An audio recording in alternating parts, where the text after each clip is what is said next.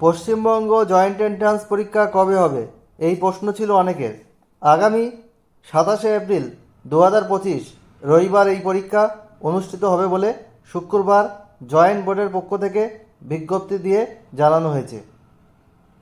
বাংলার বিশ্ববিদ্যালয় ও প্রযুক্তিগত শিক্ষা প্রতিষ্ঠানে ভর্তির জন্য এটি একটি অত্যন্ত গুরুত্বপূর্ণ পরীক্ষা।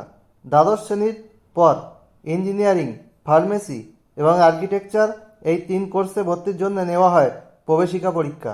পরীক্ষার্থীদের আবেদন করতে হবে জয়েন্ট বোর্ডের অফিসিয়াল ওয়েবসাইটে। এদিকে অনলাইনে আবেদন করার প্রক্রিয়া শুরু হবে শীঘ্রই।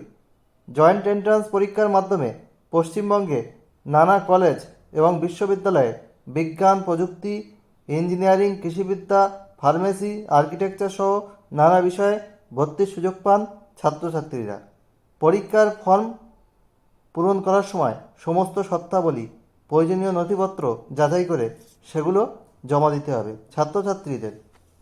প্রত্যেক বছর এই পরীক্ষার পর মেধা তালিকা এবং কাউন্সেলিংয়ের ভিত্তিতে নানা কলেজে নানা রকম শাখায় ভর্তি হয় পড়ুয়ারা। 2025 সালে এই পরীক্ষা হবে 27শে এপ্রিল রবিবার। অন্যদিকে এই পরীক্ষার ক্ষেত্রে কবে থেকে পরীক্ষার্থীরা আবেদন জানাবেন, আবেদনের শেষ তারিখ কবে, সেই সব তথ্য মিলবে বোর্ডের অফিসিয়াল ওয়েবসাইটে।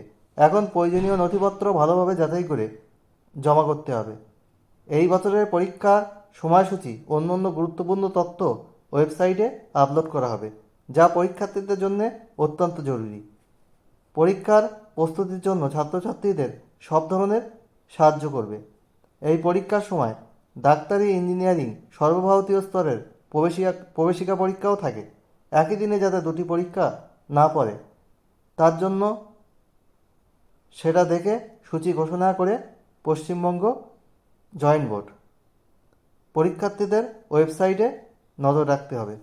তাহলে 2025 joint entrance exam, West Bengal joint entrance exam 27শে এপ্রিল 2025 রবিবার।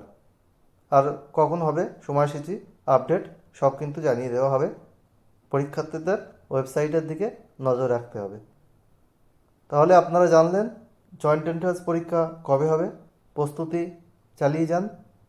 যারা ইঞ্জিনিয়ারিং, আর্কিটেকচার, ফার্মেসি এইসব কোর্সে ভর্তি হতে চান, ভালো র্যাঙ্ক করুন যাতে ভালো ভালো কলেজগুলোতে আপনারা কাউন্সেলিংয়ের মাধ্যমে অ্যাডমিশন নিতে পারেন। আজ এখানেই শেষ করছি। আরও কোনো আপডেট থাকলে অবশ্যই আপনাদেরকে জানাবো।